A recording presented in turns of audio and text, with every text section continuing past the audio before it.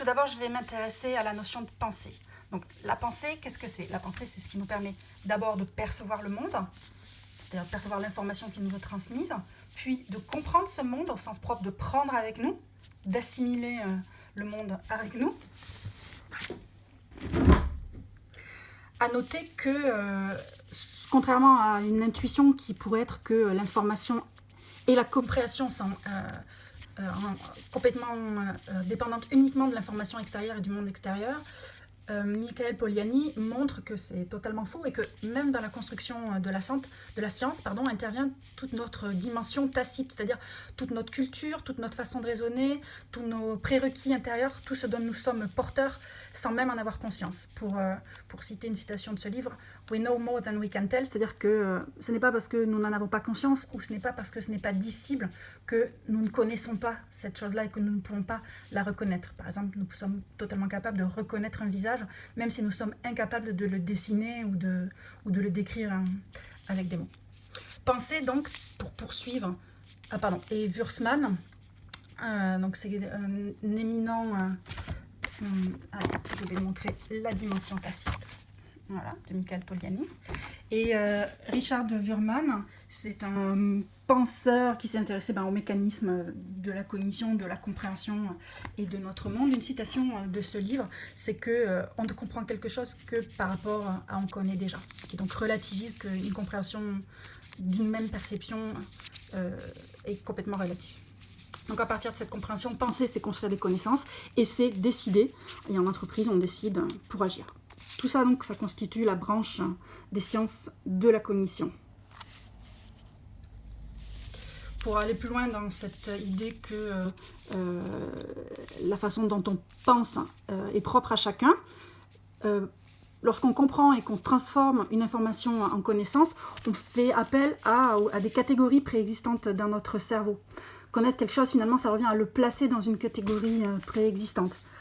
J'ai aussi lu un article qui illustre que, finalement, les langues que nous parlons modèlent, quelque part, notre façon de penser. Pour revenir à la pensée, un premier mode de pensée que je vais distinguer dans mon travail, c'est ce que j'appelle la pensée managériale. Qu'est-ce que c'est? Alors, lorsqu'on est un pur produit des grandes écoles comme moi, école de management, école d'ingénieur, c'est le mode préférentiel auquel on recourt. Une première caractéristique, c'est qu'elle est linéaire, elle s'écoule linéairement. On est finalement des superstars des mots et de la pensée verbale. C'est-à-dire, on est très fort sur l'écrit, on est très fort à l'oral. À cet égard, on peut citer Saussure, qui disait que la pensée ne précède pas les mots, que les mots et la pensée, c'est la même chose.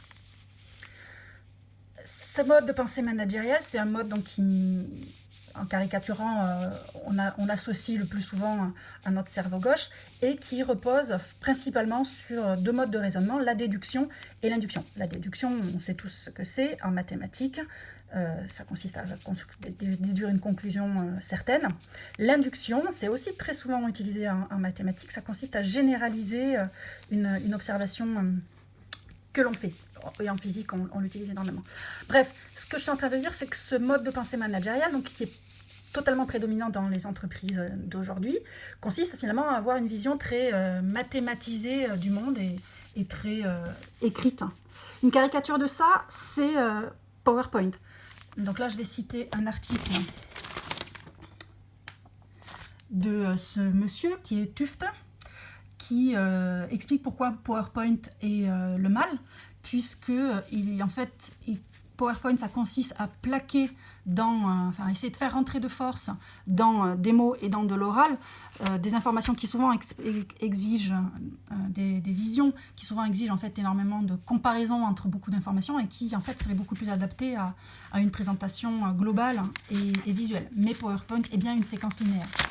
À cet égard, l'autre outil très répandu de présentation de l'information, Prési, permet beaucoup plus d'avoir cette vision d'ensemble de l'information et ces allers-retours entre les différentes parties du raisonnement qui permettent la compréhension.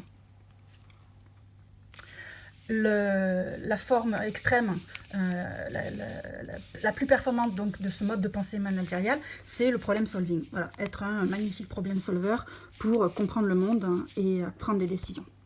Mais par ailleurs, on peut observer que d'autres personnes, et notamment, mais pas uniquement les designers, peuvent avoir un autre mode de pensée qui est la pensée visuelle, qui donc est associée à la capacité d'avoir des images mentales et dont les neurosciences nous montrent qu'elle est quand même plus préférentiellement associée au cerveau droit, mais il ne faut pas caricaturer. J'ai eu l'occasion de consulter un petit peu une thèse d'expérience utilisateur qui montre que finalement, entre pensée visuelle et pensée verbale, eh bien, lorsqu'on est confronté à une expérience, par exemple, d'utilisation d'une interface informatique, les personnes, suivant qui elles sont, vont avoir un mode de pensée privilégié pour raisonner, mais que néanmoins, elles peuvent quand même, au fur et à mesure du temps, apprendre à développer l'un ou l'autre mode et s'adapter à ce que présente l'interface informatique. Cette pensée visuelle, donc, qu'est-ce que c'est? C'est la capacité, d'une part, à convoquer des images mentales préexistantes. C'est quelque chose qui est très utile dans la préparation mentale. Donc là, je vais citer ce livre de Christian Target, La Bible de la préparation mentale, qui donc est un livre surtout pour la préparation des sportifs. La préparation mentale, donc, ça consiste à cultiver ses ressources mentales pour atteindre un objectif de performance, et c'est extrêmement utilisé dans tous les milieux d'autres exigences, comme le sport, l'armée, la NASA. Mais en fait, en entreprise, c'est encore très peu répandu. Donc, ça ne consiste pas à muscler sa cognition, ça pas du tout. Une conférence du docteur Denis Lambolet, qui essaye de répandre cette pratique de la préparation mentale dans les entreprises, liste la capacité à convoquer des images mentales comme une des formes de force mentale, une autre force étant la capacité à convoquer des émotions positives, et une autre encore étant la capacité d'attention, de focus.